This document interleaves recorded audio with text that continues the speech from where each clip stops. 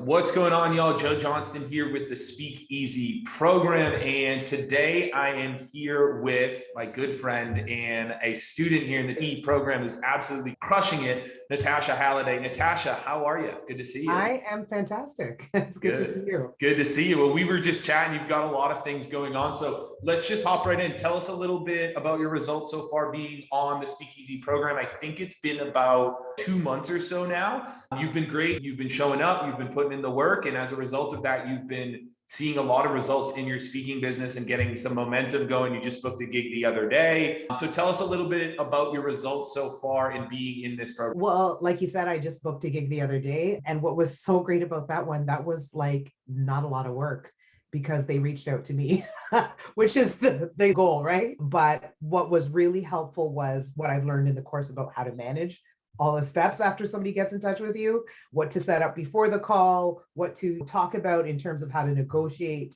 the contract. All those pieces have been fantastic. You know, I'm going to look at setting up a call a bit closer to the event and a post-event call and all these different pieces that I wasn't necessarily doing. I did do some speaking before, and the main reason I signed up for the course was because I was speaking but not running a business. And I know speaking is a business, so I needed to have a firmer idea of what it looks like to run speaking as a business. And that's totally what I'm getting out of being in this course.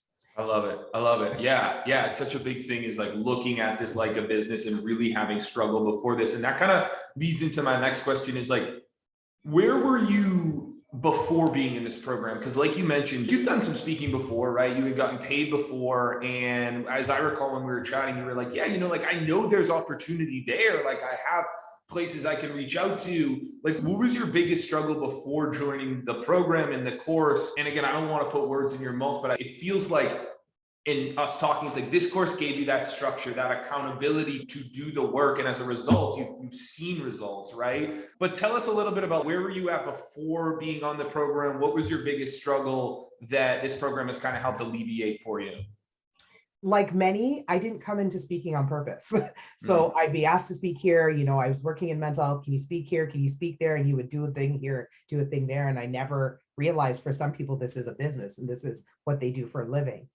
And so then when I became a bit more intentional about it, I wasn't necessarily looking to do it full time, but I was trying to cram it in with working full time and doing all these other things. And so it was getting very little effort in the details. I was more putting the effort into putting the speech together and doing the speech, missing how much else goes with that.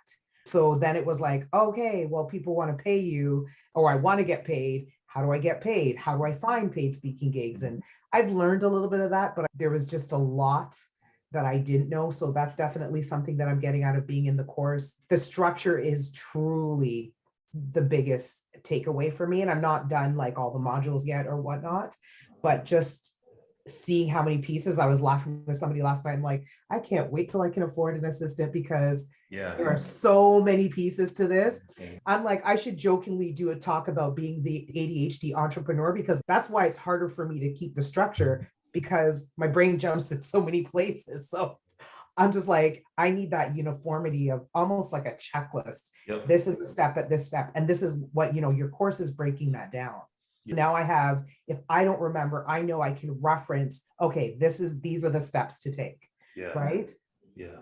Yeah, 100%, right? It's like, and you booked the gig the other day. It's like, perfect. Now jump to the pre-event flow, start going through that modules and like learning the process and the system, because as we've chatted about, as you scale up and getting more gigs, it really just is a repeatable process. Yeah. And learning that on the front end is tough, and figuring out, hey, what do I need to do pre-event? What do I need to do event day? What do I need to do post-event? But when you have that structure down and you can say, okay, the gig is booked, we got the contract, here's what happens next. Once that happens, here's what happens next. And you have that process and system. It's just a repeatable thing that you can follow and then scale over time, hire an assistant, hire someone to take over lead gen and all that stuff. So I love it. That is fantastic. What do you feel like has been like your biggest takeaway from being on the program? Is it that structure? Like, what's the thing that you've learned the most about being here? Again, you're showing up to all the group calls, you're participating.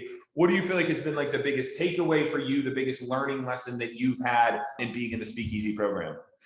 So definitely the structure. And then really like one thing that like sits with me every day is the relentless follow-up. That was not necessarily something that I wanted to do. I'm very fortunate that people like me, I will be honest, right? So if I get on a call, I usually connect well with people, but it's getting to that call, or there's certain steps that I was just like, oh, I didn't hear back. Okay. And then I leave it alone.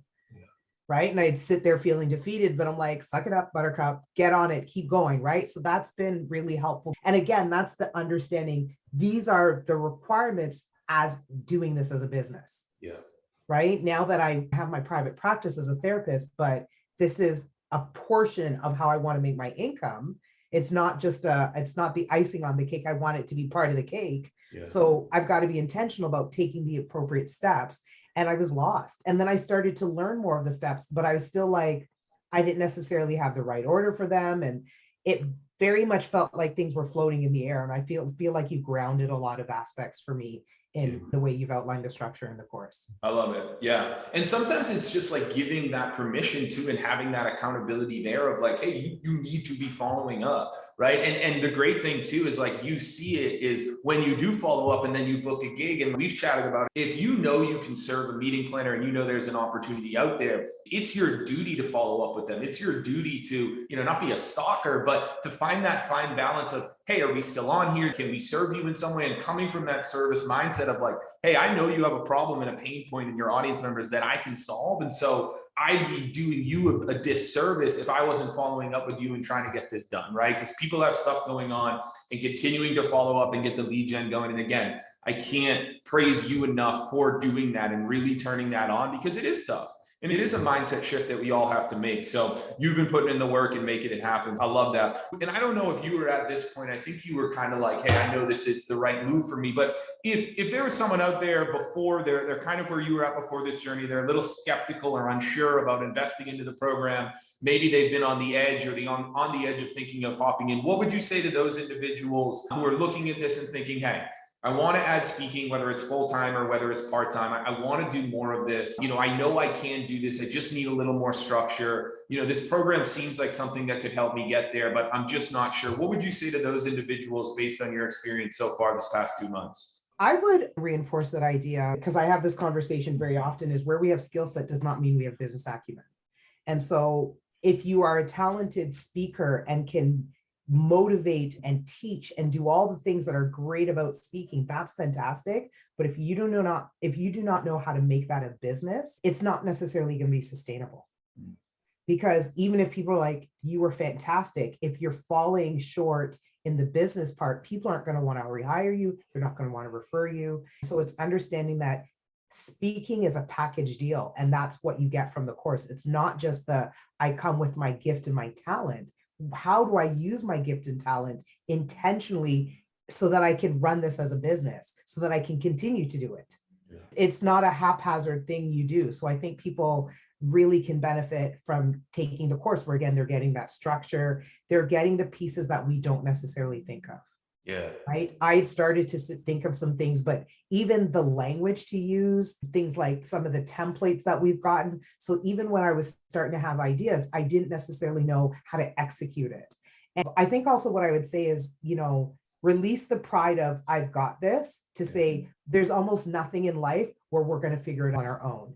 So here's one area where you may not figure it out all on your own. So tap into a resource where they can make it easier. Why are we trying to make our lives difficult by trying to figure it out?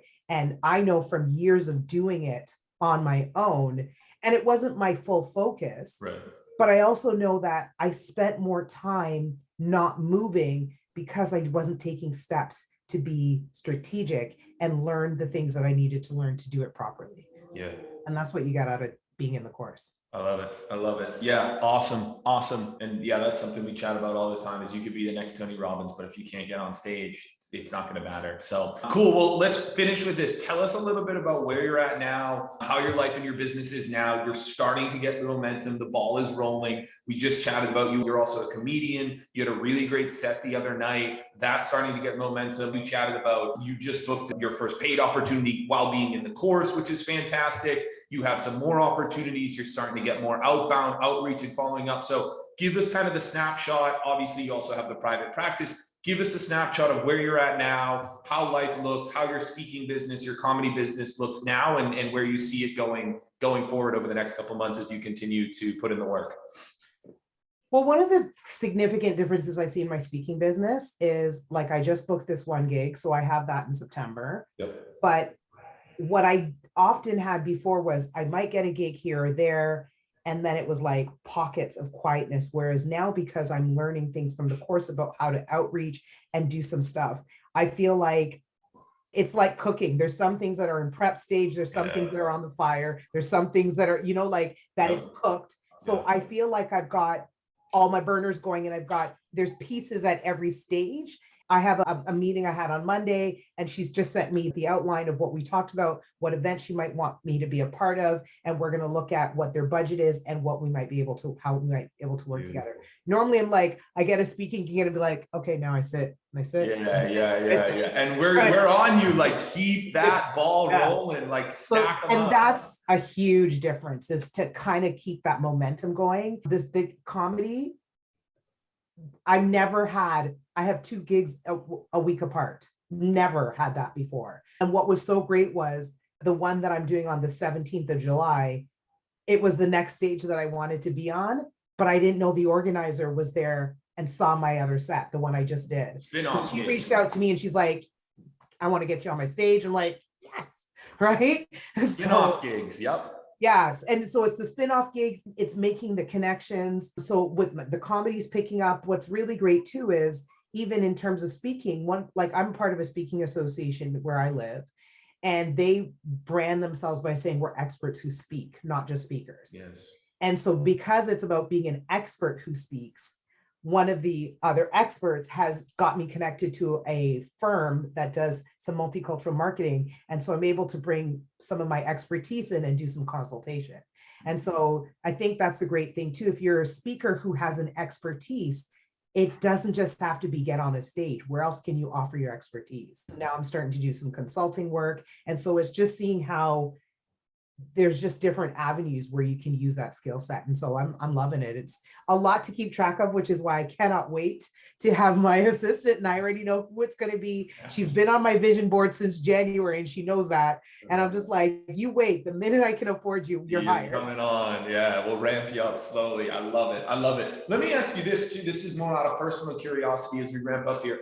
As the comedy gets going, as the speaking gets going, obviously you have the private practice, you have other stuff that you do during the day. These are kind of side hustles right now. Is the goal of like, hey, if we can really scale this up and, I can make my full-time income off of comedy and speaking, is the goal to potentially go all in? Is it like, hey, maybe I dial my private practice down where speaking and comedy is the main thing, and then, I still have private practice clients? Like, what's the ultimate goal and vision of where you're headed as it relates to your career, where income's coming from and all that stuff? Just out of personal curiosity. So the goal is not that anything is really 50-50, but a fair, even balance of doing the private practice. I love doing that work. I love the longer term relationships that you can get out of being a therapist. And then, the other half being the speaking and the comedy, right? When I started to work for myself, I never wanted to do full-time private practice because it's heavy. I don't necessarily want to do that all day, every day. And what's beautiful is being self-employed and setting the tone for myself. The event that I was at last night, by the time I got home and went to bed, I went to bed at 2. Well, guess what? The first thing I had scheduled was a 10 o'clock meeting with a videographer about maybe putting together some video footage. And this is my next meeting. So I don't actually see clients in the morning in my private practice because it tends to work better for a lot of their work schedules. But it also is now, as things are unfolding and I'm having more gigs that keep me up later, that's a nice balance, right? Yeah. Like, I can still hear a bit of scratchiness in my throat, but I'm like, if you catch me when I'm tired, I am Barry White. So I'm like, you gotta plan around. And it's so important with the work that I do to have full attention. And I don't want to be offering half of myself because I don't schedule well. Yep. So I'm very grateful that I can schedule, because I'm not doing full-time therapy, I can schedule afternoon into evening. I don't have to do it every day. And I can intersperse because I create my own schedule. So if I'm going to be away, I actually went away for a few days, just kind of from relaxation. I booked one day where I still saw clients because it was virtual. And then the rest of the day were my fun days. I was like, there's flexibility because we can do things virtually. I'm really enjoying kind of how I can intersperse all of them.